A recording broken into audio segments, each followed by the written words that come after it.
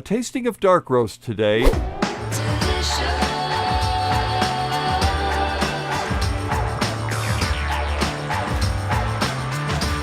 There's quite a controversy among those of us who love coffee about roasts.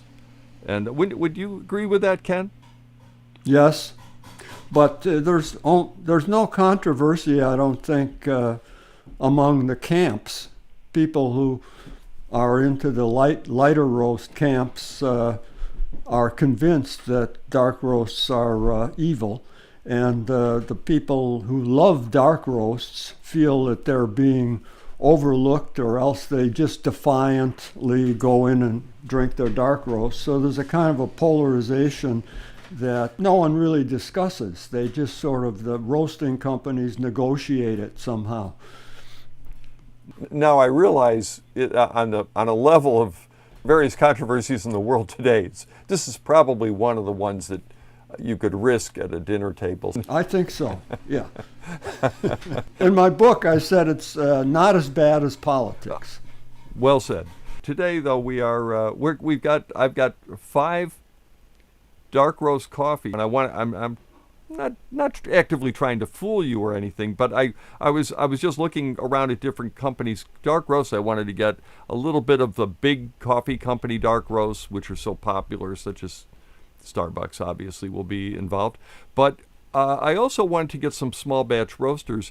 But I found that the definition of dark roast is not always consistent. Am I looking in the wrong places, or? Well, absolutely correct. I mean, the language around darkness of roast is a complete mess. In fact, I would say offhand that it's useless, because I did a little study in which I looked at the Agtron, which is a machine way of reading roast color, and with what we call the third wave, or some of us call the third wave roasters, those who like to roast light, and their dark roast was almost exactly the same as Starbucks light roast. You follow what I mean? Oh yeah.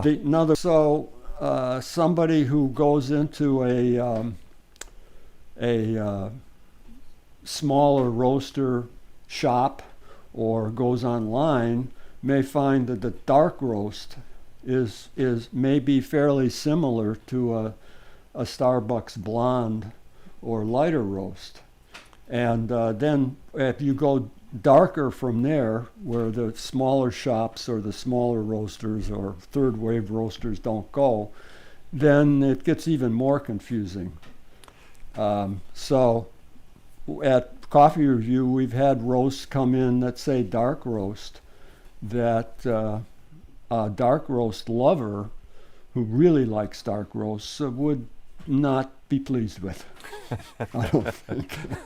I would agree with you. And a couple of times I tried, I went into cafes just to see what they had, and I would say, give me the darkest roast coffee you do. And I'm sure I ran into a couple of third wavers, and they literally, what they gave me tasted like just a little on the dark side, what I would call a regular light roast coffee, or and then the other, no dark roast though taste that I could get at all. None of the so-called burnt taste, and I realized not everyone would agree with that term, but I one of the samples we have is from a dark roast, small batch purveyor, and I will say, yeah, this was as a dark roast as I could imagine. The turning point on roasts, which is widely understood, is called in the roasting world, is called second crack. Just very briefly, when the coffee starts to turn into something that will taste like coffee, you get the first crack, which is very loud and pronounced, and that's moisture emerging inside the bean and creating a popping sound. And then there's a silence after that dies down, and all through that silence, through the first popping and through the silence, those are definitely medium roasts, light to medium roasts.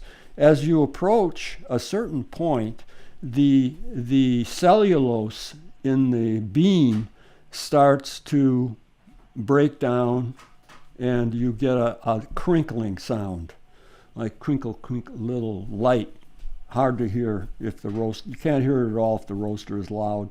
And that's the second crack, and that's when some of the cellulose in the bean actually starts to burn. And as we all know, in cooking, a lot of times we like that charred or burned taste, and I assume, and it becomes pleasant. And but you begin to lose other things. At first, when you get that crinkling of the second crack, the sugars are caramelizing a little darker, and it can be taste sweeter and pleasant. The fruit notes turn towards chocolate, which most of us like. And but then as that goes on, you get more and more, you get less sweetness. Ultimately less taste, but there are lots of attractive positions in between that edge of that first crack where you're getting a little bit of charring, very light, we call it gently charred taste, to the point where in an extremely dark roast you get almost nothing except burned taste, really. You get a little bit of sweetness and maybe some floral top notes, but it's all gone. But there are many positions in there. There's a question of how the roaster achieves that darkness of roast. And obviously there are certain ways to try to preserve sweetness and flavor farther into the darkness of the roast. So that's a picture. Most of the third wave roasters, they try to keep I think around a couple of dark roasts for the dark roast people, but it's a whole craft in itself doing the dark roasts. I'll let you give us your sniffing notes first.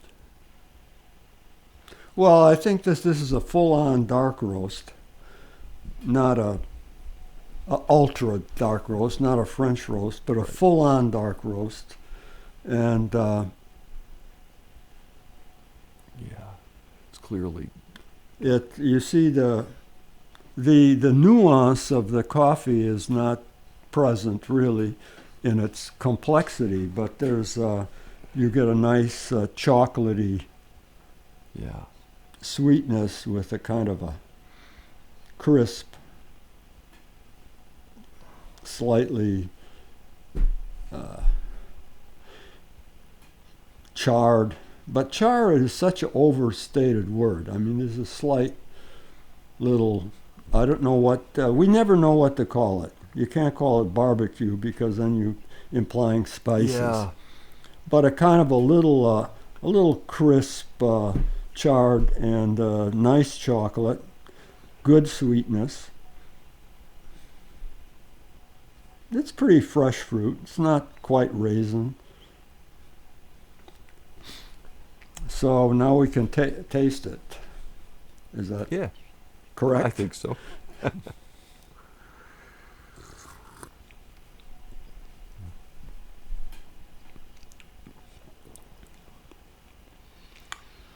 Well, you have a very confident, pronounced dark roast here. There's no holding back, but on the other hand, it hasn't been pushed too far. I like to talk about the structure of the coffee as well as the aromatic flavor notes. And the structure is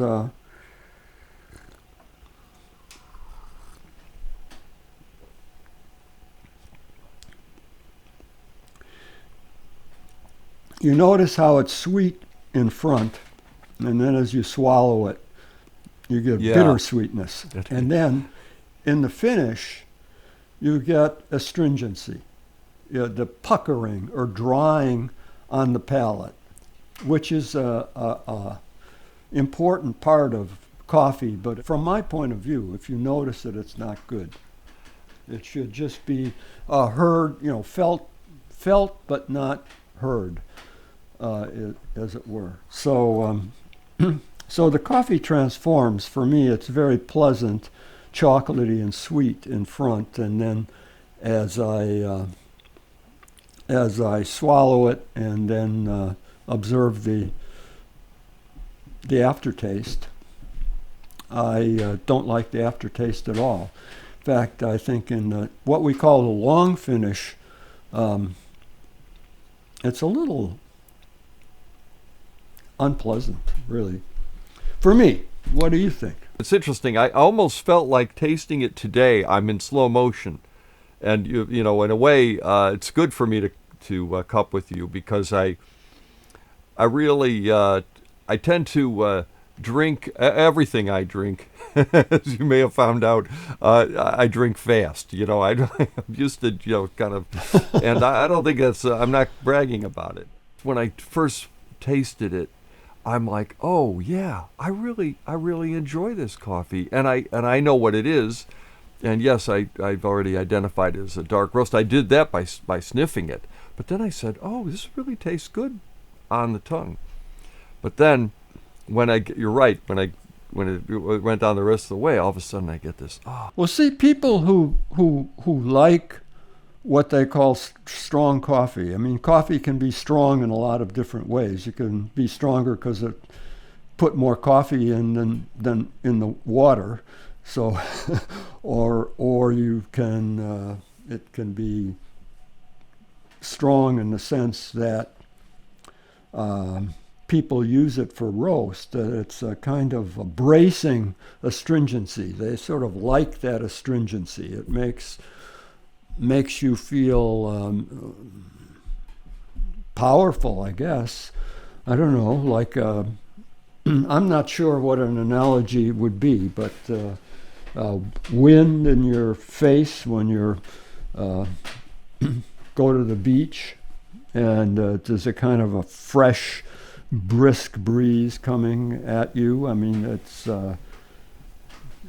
the best I can do right now. But I mean, I know that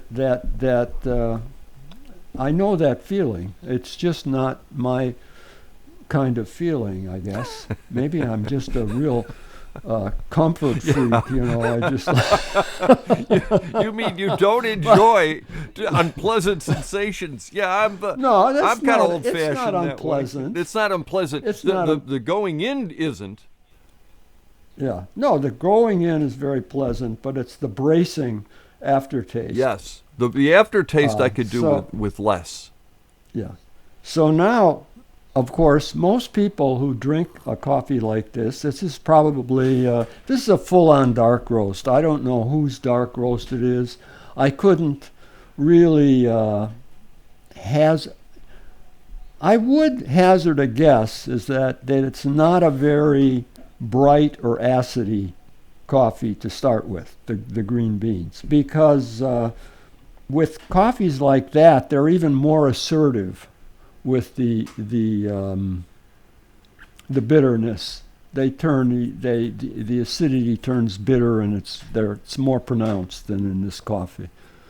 So I don't know what it would be, a lower elevation coffee. I'd just guess wildly, saying that Brazil or Sumatra or some lower acid, but that's not the point, really. I mean, the point is really with a dark roast, the role of the bean is to best show the roast in some ways. You choose beans, I think, for dark roasts so that they come out well as dark roasts. Yes. If you really value what the bean brings intrinsically, then dark roast is not the roast for that purpose. Right. Right. Where on the other hand, some beans make beautiful dark roasts, probably far better dark roasts than others. They're chocolatier, they're sweeter. They may add some little nuance. We'll probably taste some later. because this is, I assume you have some lighter dark roasts than this. Yeah. This straight on dark roast. This to me is a straight on dark roast. This is what it says. This is a dark roast. Okay, and she gave me a spoon too. I appreciate that. Thank you.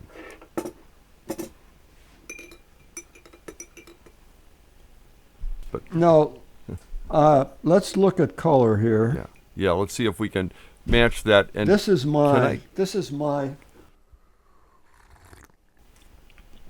For me, the milk doesn't. The half and half. By the way, we're using half and half, folks. Folks, whoever is watching, we're using half and half, and we put in a small, relatively small amount of half and half. And for me, it doesn't help the coffee at all. It hurts it. The astringency in the structure is still there. The bitterness is still there. It didn't really sweeten and go chocolatey for me. I would agree with both of those assessments. And sometimes, as I mentioned, I like cream in my coffee occasionally. But this coffee, it didn't buy frankly as much as I thought it would. I thought it would really smooth it out. I just added more You did? milk, Okay, let me or more half and let half. me match rather. you. I'm not gonna. I've got the same budget for milk you do, so let me put some. Wow, this is getting to be. Now it's getting Okay. We're, yeah. this is the old joke about, I'm having some milk and put a little coffee in it, Mom and Dad. It's sweetening and the chocolate's coming out. Oh, mine too. I shouldn't even say chocolate. It's more of a caramel. Yeah, it's The yeah. caramel's coming out. It's right, but I really liked it best as a black coffee. I think. I don't know. I think I like this the best. I think it's what is it? It doesn't have sugar in it. I know, but it's a Boston style.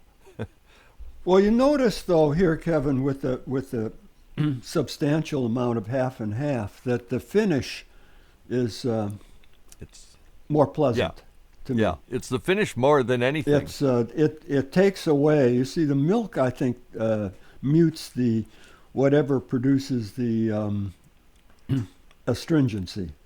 So instead of the astringency with the straight black presentation, the astringency I think took over in the finish. Here it doesn't. I still getting caramel and some pleasant, maybe dried fruit sensations, but above all, it's sweeter Yeah. and less astringent in the finish now. I Well- like the finish better this way. Obviously we can't have what I'm going to describe, and I like the beginning with it black. I like the Yeah, the entrance I agree. with it black. Right. And I think when one talks about finish, sometimes people think that this is some kind of snobby finish is such a fancy word, and it's it doesn't sound like real, perhaps, or sounds a little fussy, I suppose, talking about the finish. But the finish is important because that's what we walk away with, and that's what bridges between sips. And it can, and I think really it affects mood, along with the caffeine. A good finishing coffee may lift our mood. So that's my little a kind of tribute to the finish or aftertaste. All right, there it is, Ken. Oh, I see the mermaid, so it must be Starbucks. I can't read Starbucks, but I do read Sumatra. There we are. And single origin Sumatra. Does it say anything about roast level? It says dark roast. Dark roast, it says. Yeah. Dark roast. Well, that's fair enough. It's a dark roast. That's a good term. Yeah. This is definitely a dark roast. They're not honestly packaged. Not misrepresenting it. Honestly. And the Sumatra, that's a low acid coffee usually. Yeah. And Sumatra is famous for having what people call earthy notes, which are really musty notes, to tell you the truth. And I don't really get that with this, but if I had another dark roast next to it from Costa Rica, I probably would, through contrast, be able to carry on about earth, but I don't particularly get it, really. It could be that the Sumatra bean contributed to the astringency in the finish, though I doubt it. I think it's a nice. I don't know, that anybody could tell this was a Sumatra. Often people talk about, we can talk about the earthiness as a kind of malty taste. Yeah, and I like that. So let me try that on this, See if even though it has milk see if we've in got it. Yeah, like it's. I'm not getting it. Yeah. You get it? Now, right. This is the tribute to association and stimulation by language. Right. I would say I'm getting something that I would call, that malty would be a fair word for. It is like got a little bit of chocolate malt taste to it. So that's that's fine with me. So I'm good with it. However, this is it is a little darker roasted than I probably like, although I don't think it's going to be the darkest roast coffee we have today.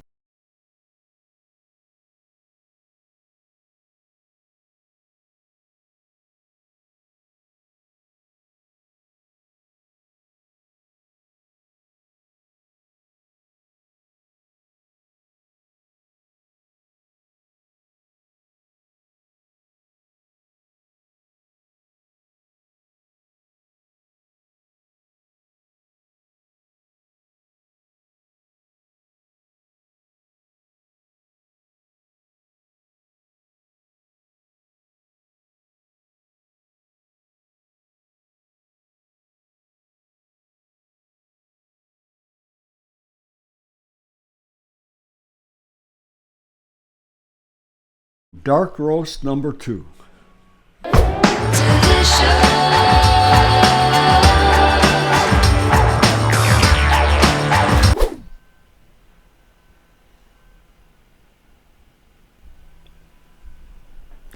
Well, the first thing I would say is that next to the last coffee, the Starbucks Sumatra, this is a timid dark roast. In the nose, it has the characteristics of a dark roast, but it's muted, it's timid. I'm guessing it's a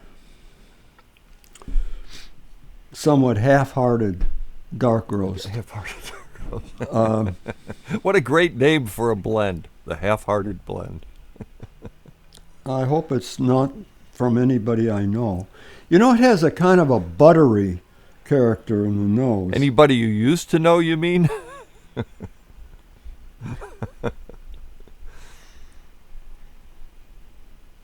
Yeah, it's sweet, has caramel, but that kind of soft, buttery quality to the aroma is pleasant. So maybe I'm just letting myself be swayed by the transition. Sipping. You notice how much smoother this coffee is on the palate. The structure is understated, sweet, subtle. Doesn't lacks that the bitterness and also the astringency in the finish. Yeah, better ending. I'm finding that I need to recalibrate around subtlety with this coffee. I'm trying to get to the other one was so direct. I can see, though, just picking this up on a practical level, picking this up and drinking it and not thinking about it much, but knowing that you're getting something sort of hot, caffeinated, and pleasant. Pleasant, sweet, fairly sweet.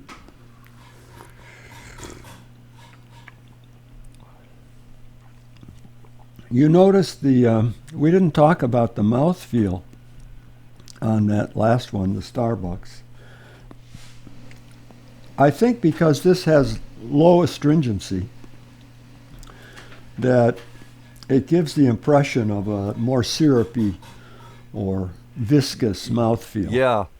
It may actually have a more viscous or syrupy mouthfeel if we were able to measure that, but I think it's partly because it's, in the roast, I think more sugars were preserved in this coffee. Yeah, I didn't get syrup in the last one much at all, and that Sumatra oftentimes has that. I didn't get it. Yeah, remember I said in the nose that it had a buttery character.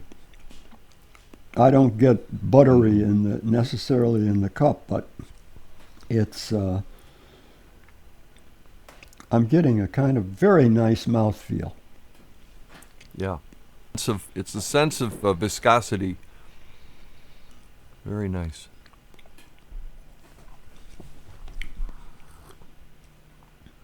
I mean, this is it's a balanced darker roast. Some people would say it's too quiet, too timid, maybe, or not complex enough. But it's pleasant drinking, and it does. The finish has a kind of a nice balance between the roasty notes and this sort of buttery caramel, something along those lines. And it stays with you. I think this, in the long finish, the sweetness, the sweetness is dominant, takes over, right? Mm-hmm. And the sweetness and overcomes the astringency or bitter sweetness, with the emphasis on sweetness. Sweet, a little bitter. And not a lot of nuance going on in terms of flavor, but there's something.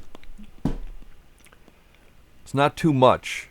It's definitely not too much. Whether it's enough it might be a question. That's good. Yeah, that's true.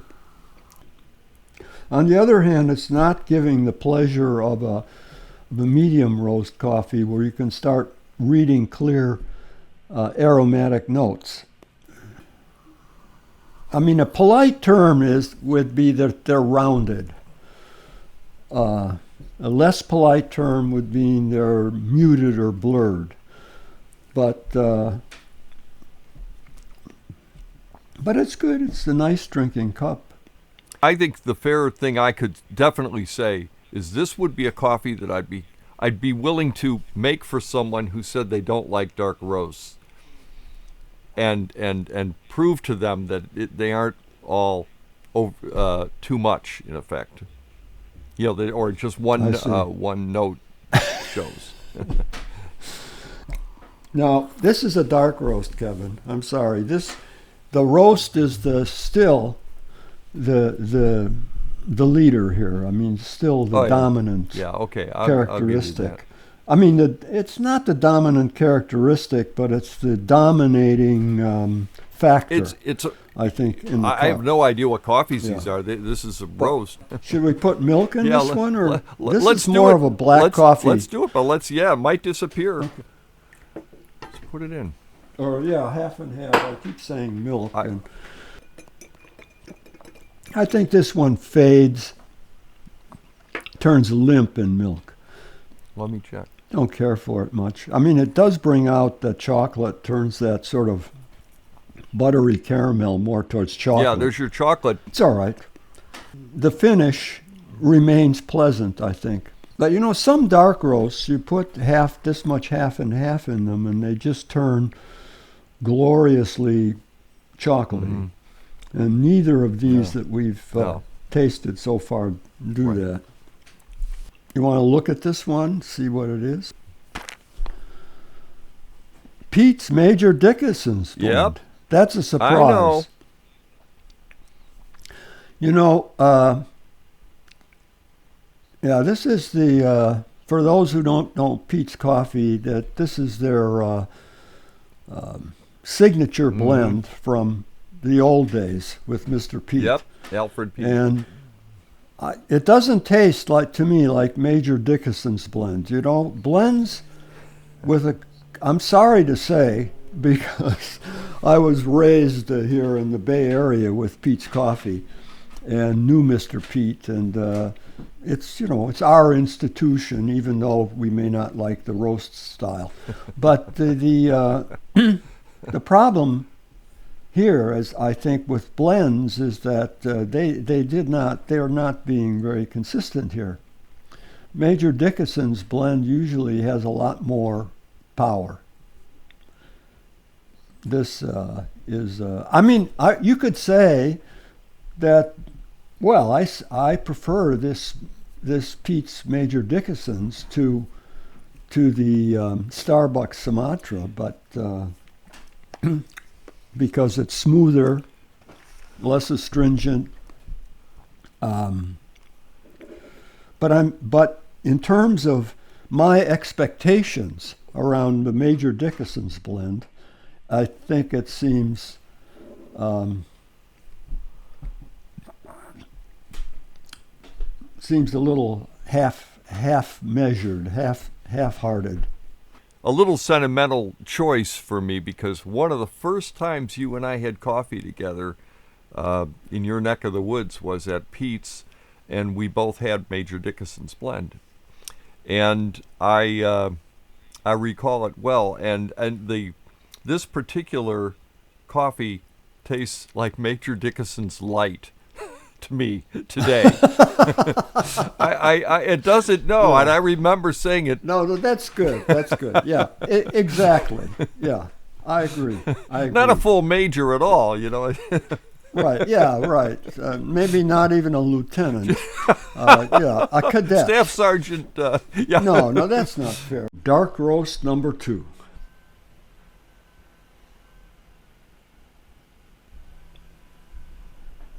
Well, the first thing I would say is that next to the last coffee, the Starbucks Sumatra, this is a timid dark roast. In the nose, it has the characteristics of a dark roast, but it's muted, it's timid. I'm guessing it's a somewhat half-hearted dark roast. Half-hearted dark roast. What a great name for a blend, the half-hearted blend. I hope it's not from anybody I know. It has a kind of a buttery character in the nose. Anybody you used to know, you mean?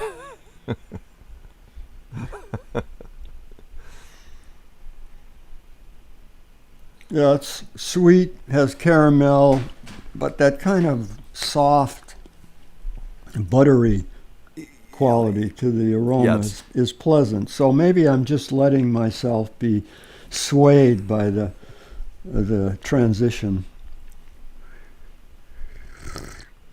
Sipping. You notice how much smoother this coffee is on the palate. Yeah. The structure is understated, sweet, subtle. Doesn't lacks that the bitterness and also the astringency Yeah. in the Yeah. finish. Yeah, better ending. I'm finding that I need to recalibrate around subtlety with this coffee. I'm trying to get to. The other one was so direct. I can see, though, just picking this up on a practical level, picking this up and drinking it and not thinking about it much, but knowing that you're getting something sort of hot, caffeinated, and pleasant. Pleasant, sweet, fairly sweet.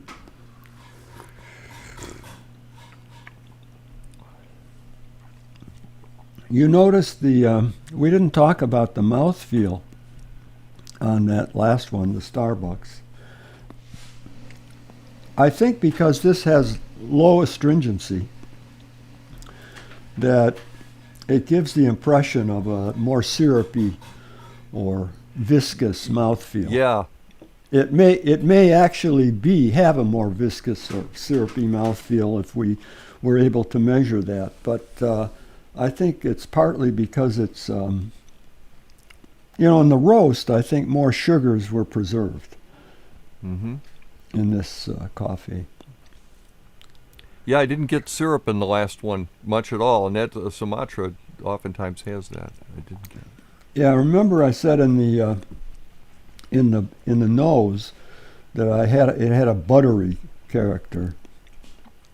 I don't get buttery necessarily in the cup, but it's I'm getting a kind of very nice mouthfeel. Yeah. It's a sense of viscosity. Very nice.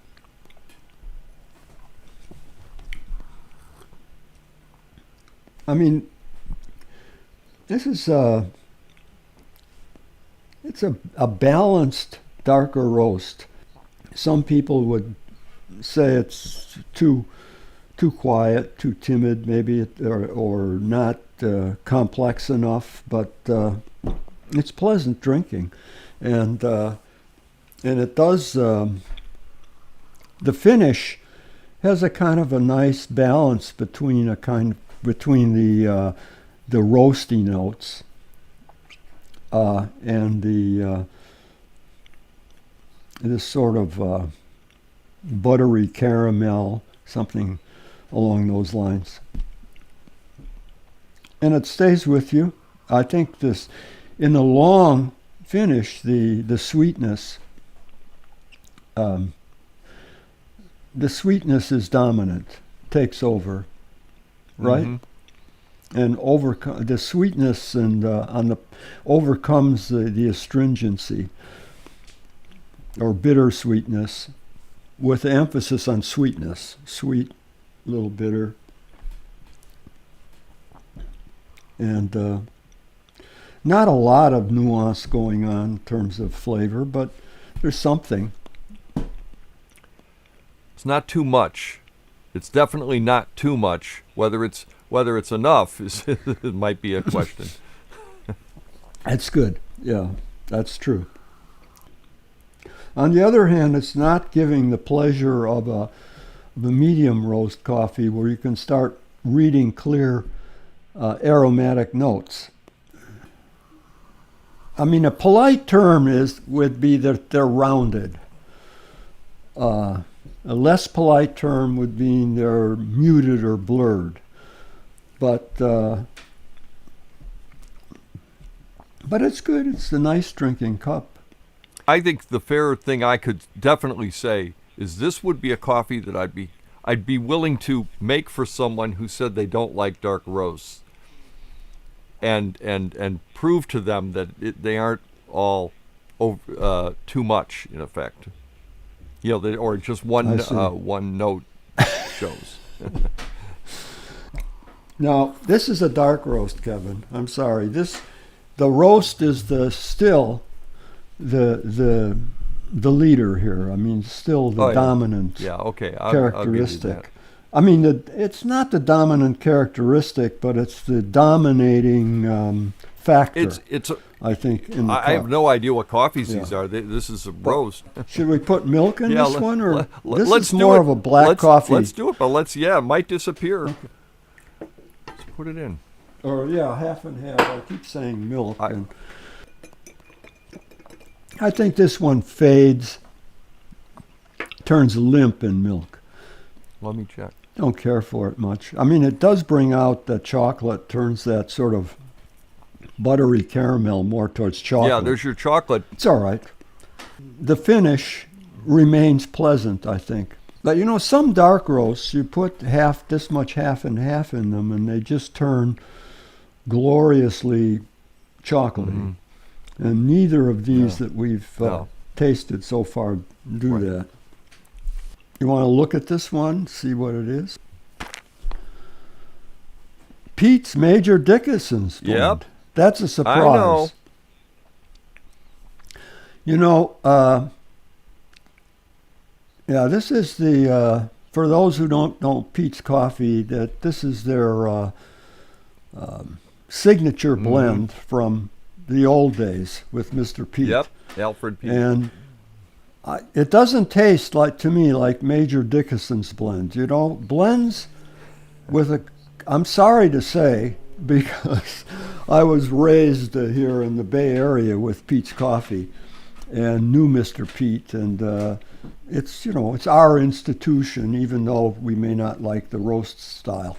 But the problem here, as I think with blends, is that they're not being very consistent here. Major Dickinson's blend usually has a lot more power. This is, you could say that, well, I prefer this Pete's Major Dickinson's to the Starbucks Sumatra, but because it's smoother, less astringent. But in terms of my expectations around the Major Dickinson's blend, I think it seems a little half measured, half-hearted. A little sentimental choice for me, because one of the first times you and I had coffee together in your neck of the woods was at Pete's, and we both had Major Dickinson's blend, and I recall it well. And this particular coffee tastes like Major Dickinson's Light to me today. It doesn't. No, and I remember saying it. No, that's good. That's good. Yeah, exactly. Yeah, I agree. Not a full major at all, Right. Yeah. Right. Maybe not even a lieutenant. A cadet. Staff sergeant. Yeah. No, that's not fair. I don't know whether I'm going to get smacked by a full-on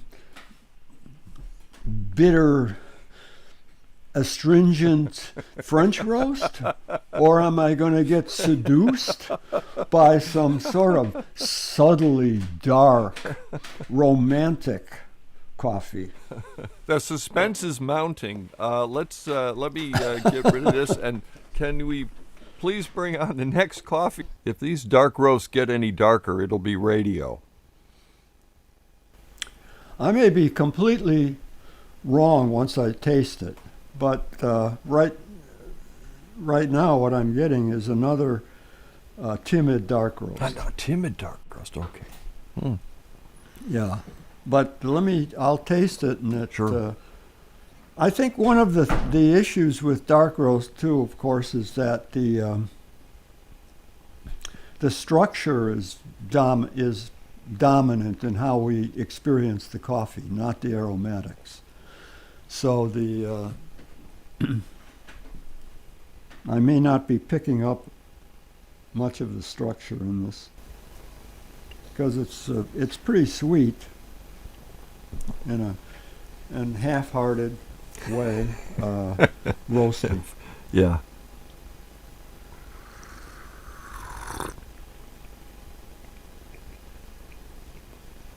Uh-oh. Yeah. You know, this is not an extreme dark roast, but it's a pretty dark roast. When I was talking about the second crack, this is sort of well into the second crack. Yeah.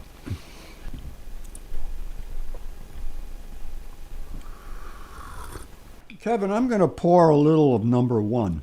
Okay, that's compare that's it. fine. Yeah, that's a good idea. Roast I've ever tasted. Oh, okay. I'm not a dark roast fan. Here's your number one. Yeah. Okay. Good. Okay. So we're going back and forth between numbers 1 and 3 a little bit. Kind of interesting. Well, I just poured two also. Oh, you poured so two I'm also. Smelling all three. Okay. Yeah. Well, I can do that as well. So now we're doing some comparisons. This works out really well.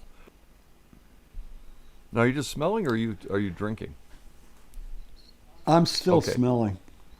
I'm wondering, Kevin, whether by starting with the Sumatra, we're understating the influence of the bean. That this very powerful presence in the Starbucks in number one isn't partly owing to the bean, because what I get in this number 3 is that it's a pretty dark roast, but it doesn't have the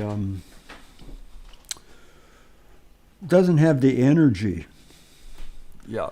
doesn't have the power of the Starbucks Sumatra. But let me taste it. Did you have anything else on the nose that you want to? I mean, number one, and again, look, this may end up being one of my many mistakes in life, but I started with the Sumatra, and yes, there's a risk to that. It does have such a big entrance. Yeah. Well, I was attributing it all to the roast, or most of it, but now I'm changing my tune. There's no depth. There's not much depth. I'm getting the dark roast in front.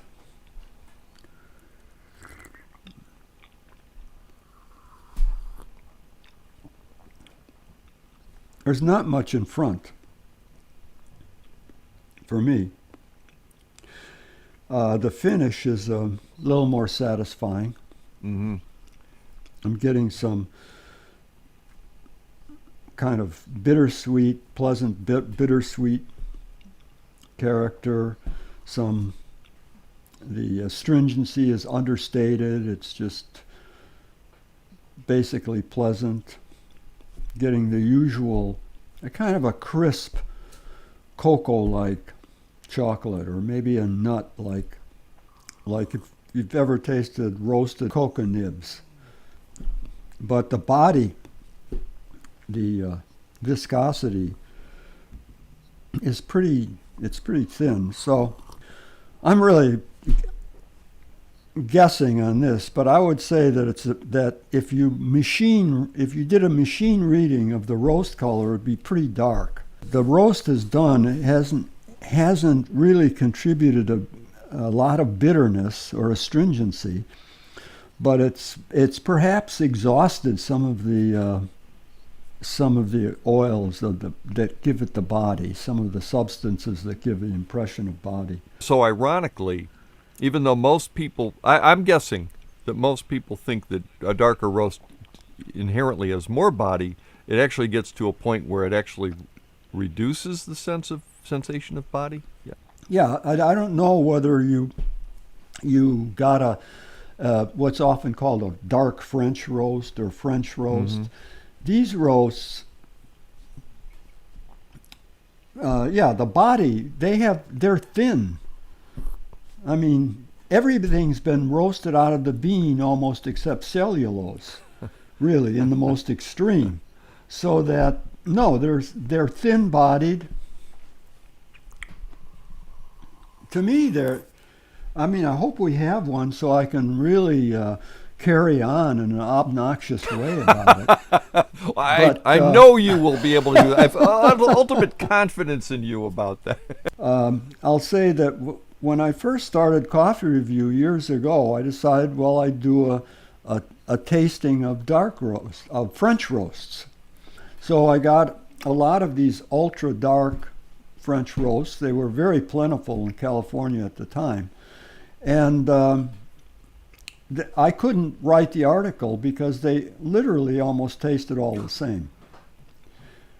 Yeah. So, but now I want to make it clear, I'm not talking about all dark roasts. I am not speaking about all dark roasts. I'm talking about extreme dark roasts that are often sold as French or dark French roasts. Mm-hmm. Something like this full-on Starbucks Sumatra.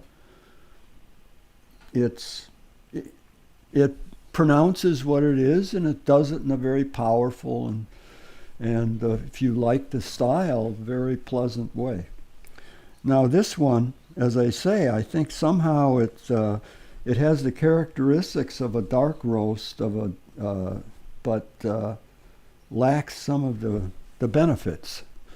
Because it lacks body. Yeah. And it lacks complexity. Yeah. It lacks depth. Yeah, I would agree with that. It lacks depth. That's, I have to work to get the chocolate a little bit. Kind of like a walnut tinged cocoa or something like that. It has a finish a lot like walnuts, a kind of a pleasantly astringent. Let's put some milk in it, because I want to try it and see if it changes my perceptions.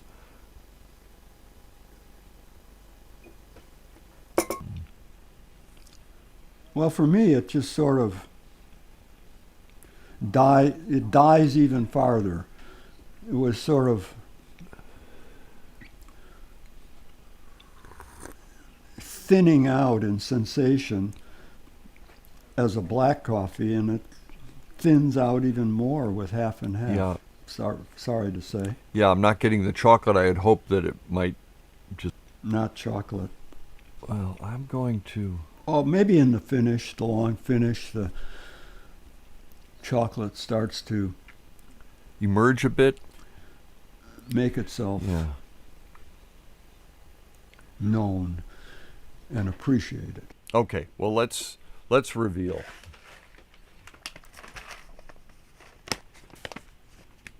It's fundamental coffee. And it's a humbucker blend. Humbucker blend. And it's got Colombian Medellin. And it's Guatemala, Colombia, and Sumatra. But Sumatra's at best a third. I mean, I'm saying assuming it's 3 equal parts approximately. Oh, they show the proportions. Oh, do they? Okay. That's nice. Oh, yeah, that is nice. Yeah. Yeah. See, remember the old days? They wouldn't. The roasters wouldn't even say what was everything's in their a blends. secret. Yeah, I know. And now, this is couldn't be. Well, I suppose it could be more explicit, but it's pretty very explicit. transparent. Yeah, I like that. Yeah. So. I like that quality. I like the roaster. Well. I like Scott. Yeah, and of course we're going to do it honest, even if once in a while, it's disappointing, because I want people to just feel like they can at least trust us to be honest, if not correct. I'm happy to have people post below when you subscribe and you have a comment. If you disagree with everything, please let us know. That's fine. When I met him at CoffeeCon Seattle, he said his motto was, "Don't fear second crack." We may be talking about the green coffees here after all of my carrying on about it's very difficult to read the green coffee, but as I said, it has a profound influence on the cup. It's just that you can't read it as easily as you can in light or medium roast. So again, I think it's that bracing, somewhat astringent power of the Starbucks may be the Sumatra. This one had the number 3 has quite a bit of Sumatra in it, but it could be a different Sumatra, and it has of course has the Colombia and Guat in it. I think sometimes with dark roasts, I'll just speak for myself. I think sometimes I am more judgmental and always thinking about the roast. That's one thing that is a disadvantage rather than the green coffees. So I'm not, you're right. I didn't even consider that for a moment, that the green coffees themselves may be the factors. Well, I think it's a balanced blend. It's pleasant. I can't have too much more to say about it. It's drinkable.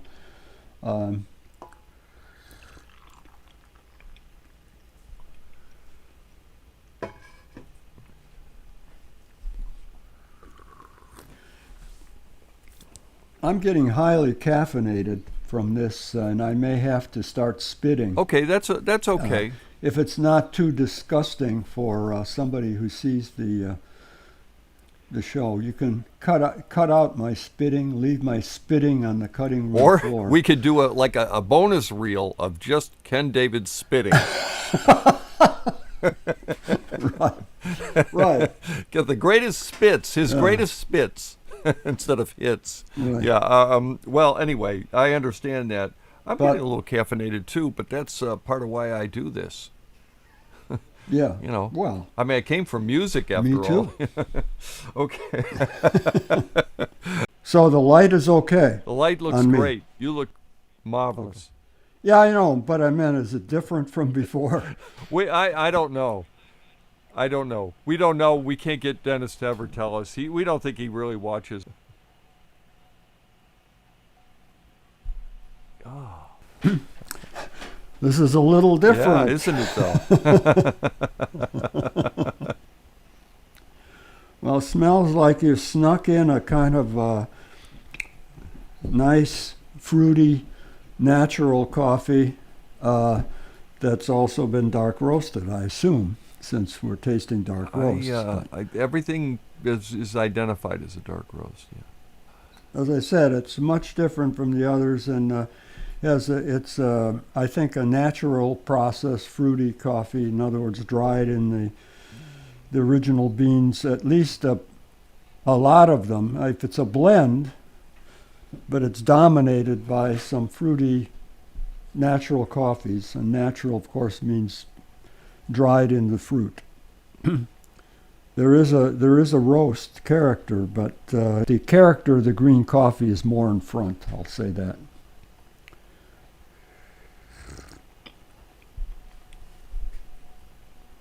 What do you think of the cup?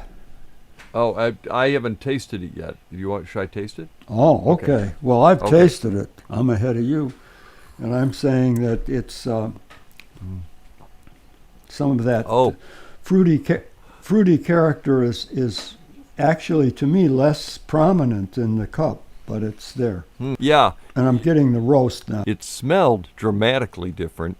It doesn't taste as dramatically different. That's what is surprising me. But it's very, very pleasant cup. Yeah. The impact of the roast, the roasty character is really just wrapped around the character of the green coffee, or it's not dominating it, it's cuddling it. Yeah. I'm getting the roast, a little bit of astringency from the roast and the finish, but not unpleasantly. It's like a very careful dark roast, very respectful of the coffee. Right. Interesting. And in the cup, I'm guessing it's probably a blend with natural coffees in it, rather than a straight natural, but who knows? But the natural character is certainly the fruity, and it's a very nice fruit. Yeah. A very chocolatey fruit. The mouthfeel is very pleasant. It's not as full, I don't think, as number 2, but it's very pleasant and smooth, substantial.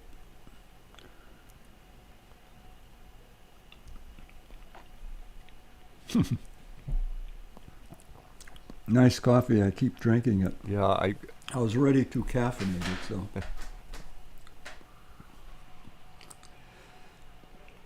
Finish is nice. It has a kind of a balanced sweetness with a little crisp bitterness to it and structure, and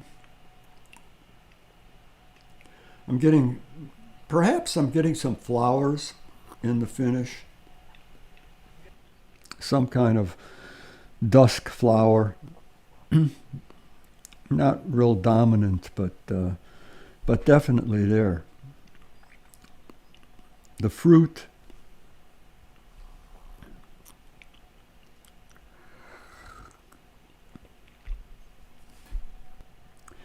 it's a berry fruit, I'd say, if I had to assign a identity to the fruit. Not quite blueberry.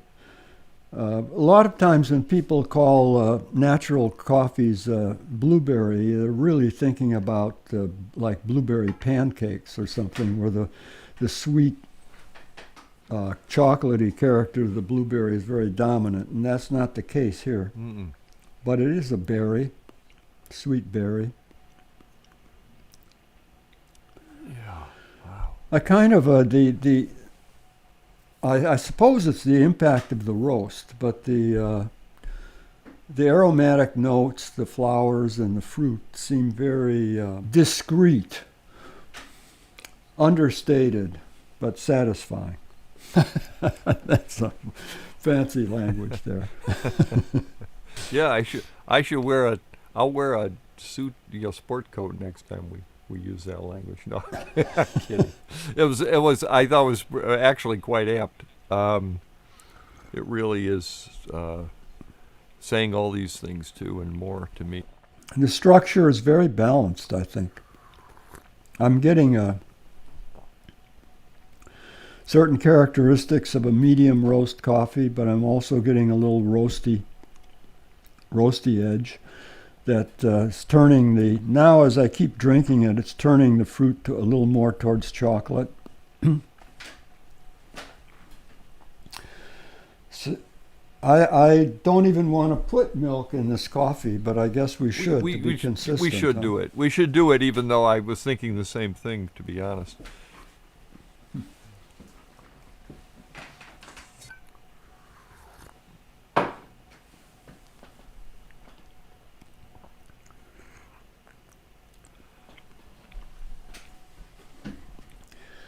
Kills the coffee, to me. Yeah, it isn't needed at all. And I'm enjoying the milk shot now, just letting it settle in. Yeah. It just mutes some of the notes, kind of softens the structure. It's pleasant. Yeah, while it's the quintessential smooth cup of coffee. What is this coffee? Okay. Henry's House of Coffee, lifted up a little Right in the bit. neighborhood. Bella.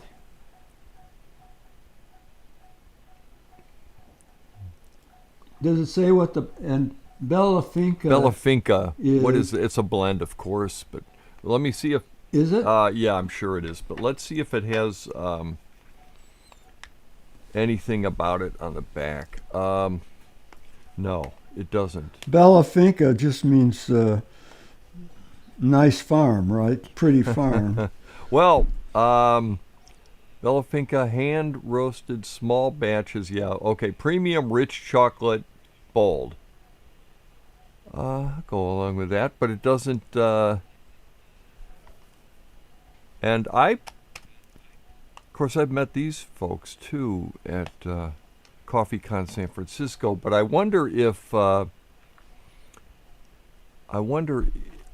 It doesn't have which varietals. If it's not just one, and you're right. It doesn't say it's a blend. Well, if we went online, May. we'd find out what Yeah. it is. But we don't have time. We for don't. that, We I don't. take it. And but I mean, certainly we can. If I can find out, I may post below myself. But it's certainly a delicious coffee. It's a lovely, lovely coffee. I'm sure it has, as I say, it has natural coffees in it, whether they're Ethiopian or it could be. People are doing fine natural coffees all over the world. So, and probably has other washed coffees perhaps in it too. But it's a lovely blend, and it's just very nicely roasted, very tactfully roasted, to give it a little dark roast edge, but allow the coffees to express themselves. It's very, very nice. I would challenge anyone who is a third waver who gets the coffees that I consider peanutty and a little bit light roasted. I would challenge them, if they want to expand their palate a little bit, to try a coffee like this. I don't think you'll find the objections that you found in a dark roast. And we're not doing the show just to sell individual coffees, but I want you to. Well, I think, but we'd have to try the same blend a little lighter roasted to see how we preferred it. But whatever, it's a fine, accomplished presentation. It is I'm a little disappointed in you, Kevin, that you didn't do your research in advance. About what do you mean about the blend? Yeah, you should have looked up the blend online. Usually they give but that's all right. No. You're going to look it up?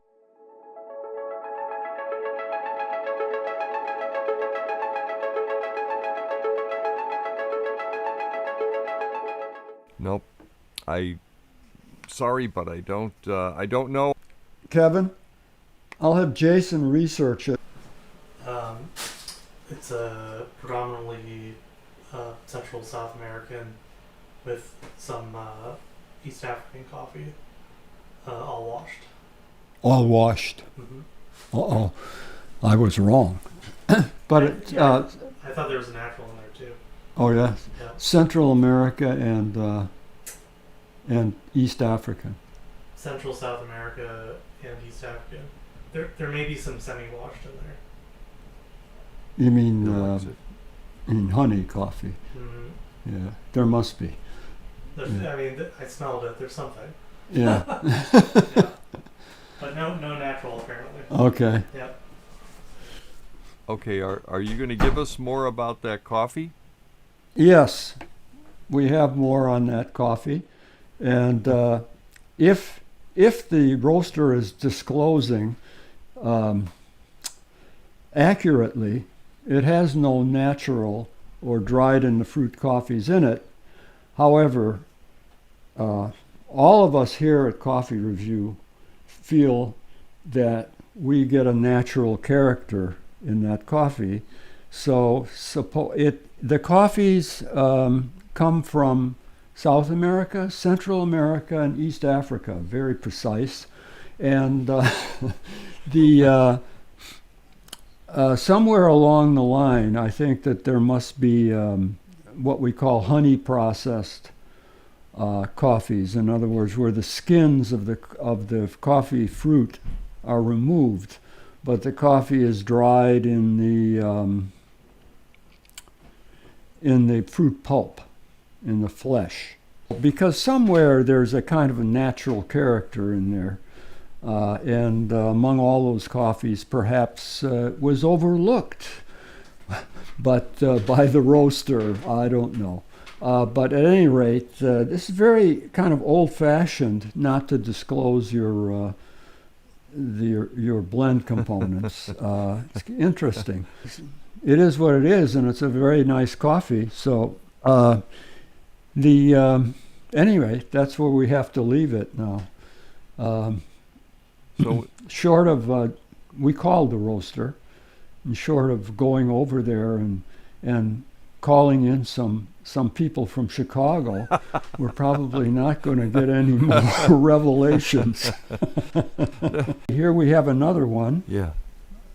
Have a smell there, have a whiff, have a Oh, whoa. sniff. Wow.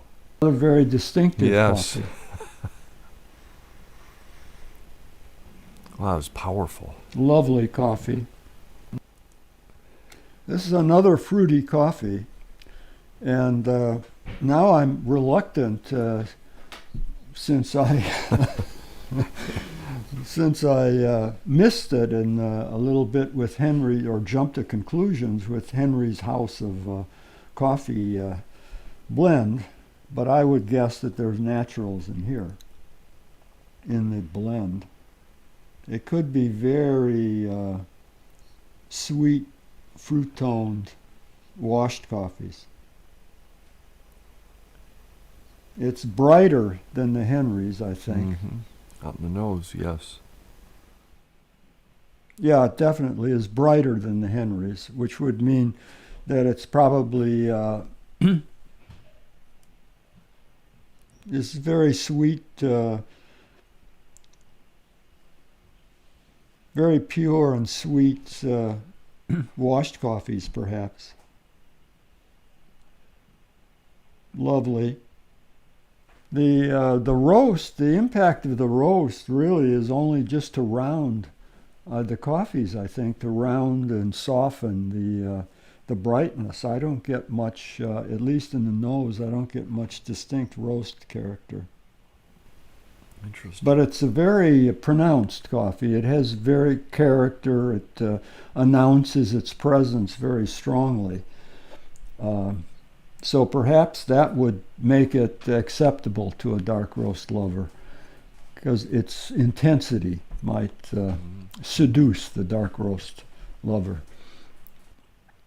Now, it doesn't strike me as quite as distinctive in the cup as in the nose. I'm going to taste the Henry's House of Coffee here. By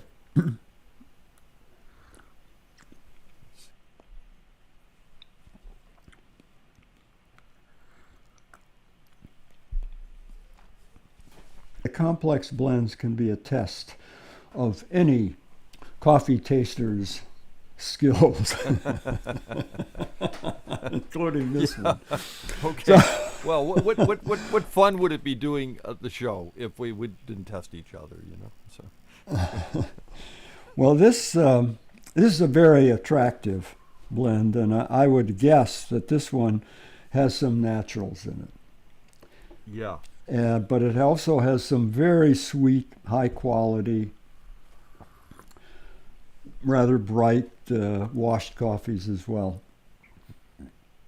And where they're from, you can't tell anymore, because people are producing different processes all over the coffee world. Well, that happens with all industries as they learn from each other. You just wanted to stump me when you chose these coffees, Kevin. You could have given me a nice clear example, you know. Ethiopian natural or something like that. It's easy, right? Yeah. Costa Rican washed. I don't know. They're all different from each other. I'm getting now, when I go back to number 4, I'm getting a kind of a whiny character, Yeah. which again would be normally a sign of naturals. Yeah, it's hard to honestly. It's hard to believe there isn't a natural in number 4. Well, I still think that number 4 has naturals in it, or honey coffees, honey processed coffees, and I think number 5 is mostly washed or entirely washed, probably. Is it possible, Ken, that number 4 is the honeys and using honeys in their view means we don't have to say they're naturals? Is that I don't know why anyone would be concerned either way, but maybe just for privacy. Honey coffees are honey coffees. The Brazilians call them pulped naturals, Pulp naturals. meaning that they've been skinned but still dried in the fruit.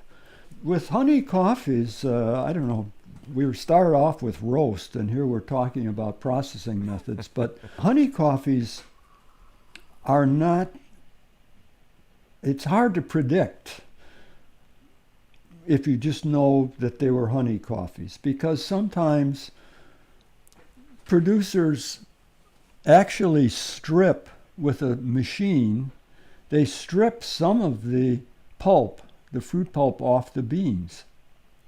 And then the Costa Ricans call that white honey or yellow honey, because there's less of the fruit pulp left on the bean. Or they'll call, if all of the fruit pulp is left on the bean, the Costa Ricans call that red honey. If it's dried very slowly so it gets a little bit of musty, earthy character, they might call it black honey. In most places in the world, they don't make these distinctions, but what it indicates is that simply because the coffee is honey processed, it's hard to predict much about the characteristics in the cup. You could have one that's, and how they're dried, of course, is very important, how fast they're dried and what conditions. So you could have very clean tasting honey that's not too much distinguished from a washed coffee, or you could have a really funky, kind of musty, fruity, if it's a kind of what the Costa Ricans call black honey. So it's not predictable. Well, that's a long, long disquisition on honey coffees, isn't it? Yeah, the sucrose content was incredible. Maybe you could say it's a please everybody blend. I don't know. Both 4 and 5, to me, would be acceptable to a lot of people that I know that tell me they don't like dark roasts.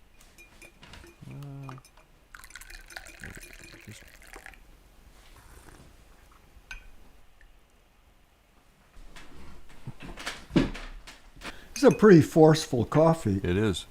So it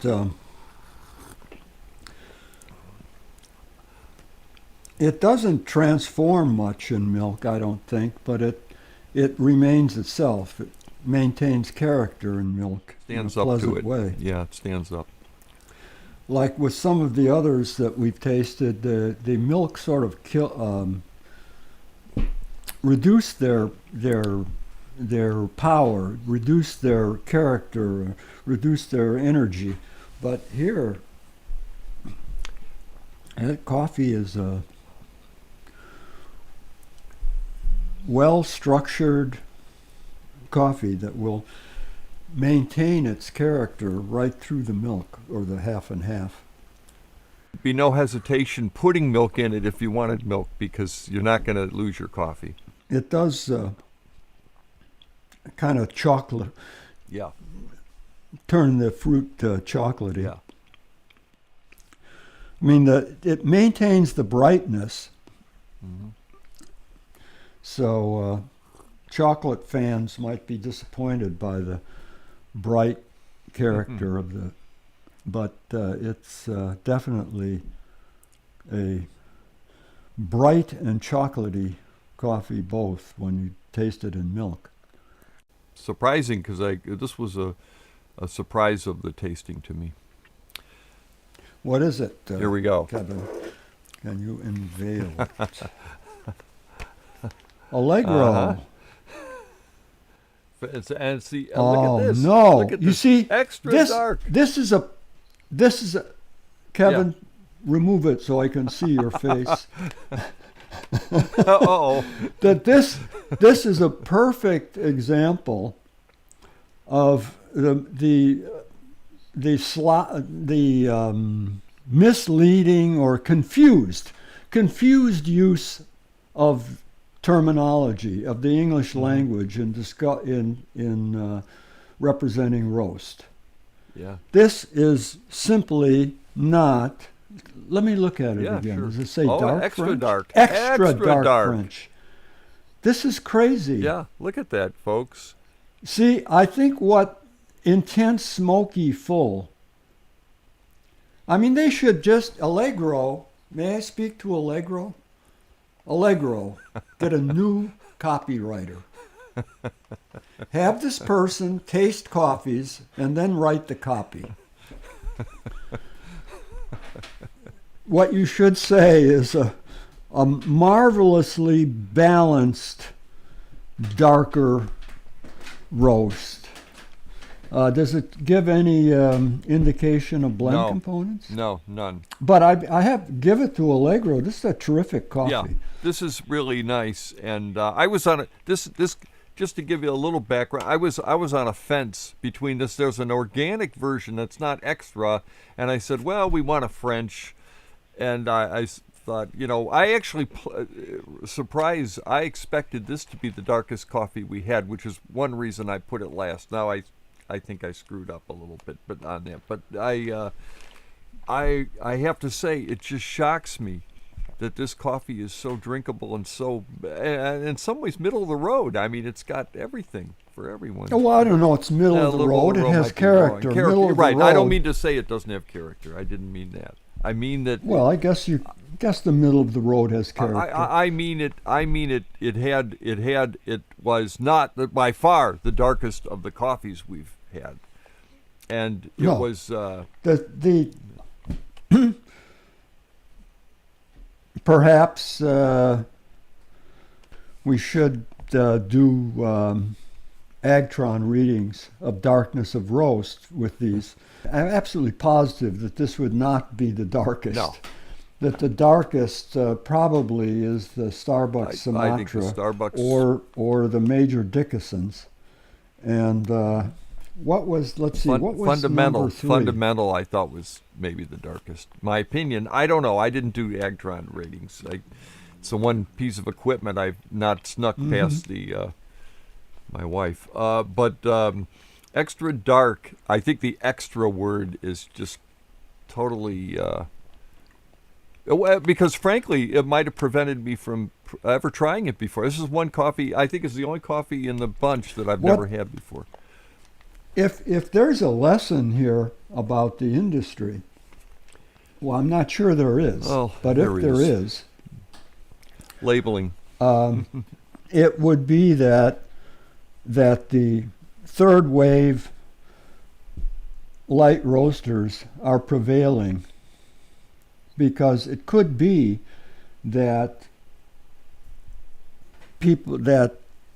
roasting companies like Allegro are deliberately backing off.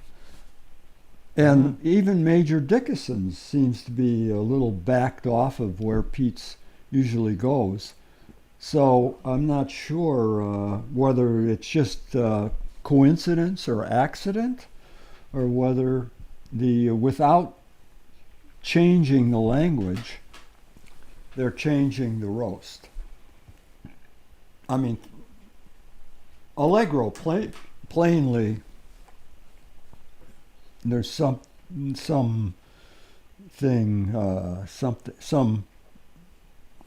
deliberate or unconscious misrepresentation between language and the roast.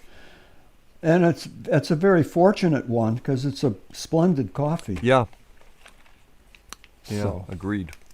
Well, that was more challenging, Kevin, than I expected it to be. Yeah, me too. In fact, I recall when we talked about what we wanted to work on next, and I kind of batted it around with everyone here, and I said, in a way, this could be the shortest show we've done because of the fact that I thought, are we going to be able to tell them apart? Very much not the case. There were very distinctive coffee differences between them. But I want to repeat again that what I'm saying about ultra dark roasts, which we have none here. Not really. None. No, not really. None. Yeah. But with ultra dark roasts, those are the ones that taste the same. Dark roasts, regular dark roasts, whatever they are, I don't know. Here we have one dark roast, two dark roasts, I suppose, if you count the peats. They're very different. Well, Ken, there's nothing more I could really add to what you're saying. I mean, this has been a fascinating look. We got to put them in order, though, of our preferences. And I don't know if that's going to be difficult or not difficult. I think it's very difficult. I would say that the Starbucks Sumatra, for somebody who likes dark roasts, particularly a traditional dark roaster, because Sumatra was the original dark roast with Alfred Peet. I mean, he popularized Sumatra and popularized dark roasts at the same time. So, and it's a good example. I mean, it has the bite and authority that people like in dark roasts. At the other extreme, the Henry's House of Coffee and the Allegro, so-called dark French, are just splendid coffees all around, I think. And so with the Major Dickinsons and the what was number 3? Number 3 is Fundamental Humbucker Blend 3. Fundamental Humbucker Blend. Humbucker Blend. These coffees, I think they just lack the interest for me of the extremes. That I can see the Starbucks Sumatra as a definite pleaser for somebody who's a traditional dark roast drinker. I can see the other two for people who, I don't know, they just want a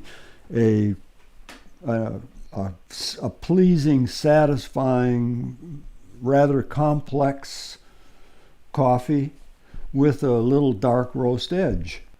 So if I would say rank them from a dark roast lover's, old-fashioned dark roast, traditional dark roast lover, I would put the Starbucks Sumatra first.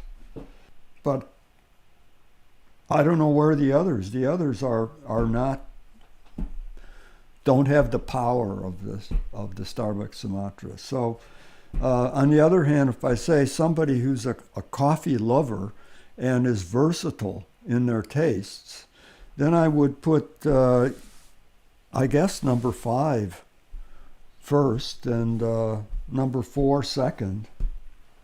Well, I'll just take them one at a time and just say what I think about them. Oh, is that flower expert again? Yeah, right, yeah. I think it's your ex-friend. Yeah, I have no Yeah, doubt. right. I know. He was going to call You'll you, definitely call hear me from first. him. Yeah, well, anyway. Yeah, and say, how could I have perverted this situation and humiliated his good friend Kevin? Well, first of all, let's take the Starbucks. The Starbucks was really surprising to me. I'll be honest with you. I've got kind of a David and Goliath fantasy when it comes to big companies. So, just so you know, my biases, everyone. I would like to have seen Starbucks take a knock. Okay, if anybody, because I feel like small businesses. I always feel sorry for them. I relate to it. My parents were small business people. I've been one most of my life. So. When I worked for large companies, I always got walked out to the car by human resources people, hopefully armed. I like to think I'm dangerous. Starbucks really surprised me. I thought it was really has a big punch, and in a way I felt bad putting it first because it's the first coffee. Wow. I mean, from that point on, it kind of It was like having Richard Burton in a film. You know, the moment that he walks off stage, everybody, the rest of the film, you're wondering, what's up? What's Richard Burton doing? I felt that way about the Starbucks. It's a big coffee. Second of all, the Pete's. I'll tell you what I realized about maybe all three of the first three. Yes, dark roast coffees. Things have gotten, apparently they seem like they're almost apologizing, and the Pete's seemed a little less than I remember. Maybe my impressions have tempered over the years, but I thought Pete's, the first time I had Major Dickinson's, I thought, wow, this is a big coffee, and I didn't think as big today. So I still think it's a pleasant coffee, and if you like dark roast and you like Pete's, I'm not going to talk anybody who likes Pete's out of liking Pete's. I mean, they're a place that, you know, has tremendous loyalty. Fundamental, I like the guy. I like the fact that he's a small business person trying to out in a. We're on number 3 now. Yeah, right? number 3. He's willing to go the extra mile to do something. Must say, I was a little surprised that it didn't make more of an impression on me as far as how dark roasted it was and how big it was. I always associate I want a bigger coffee. And I want to be really bowled over. In a way, Starbucks made that impression more than he did on me this time. I've had other coffees of his, though, that I really liked a lot. And I'm not going to, I'll try again in the future if he'll let me have one. And then going to Henry's, I will tell you Henry's coffee was the one that I all around would probably, so what I'm going to use next when I walk away from here to make coffee this evening, because I do have an after-dinner cup of coffee, and this is probably what I'm going to have tonight.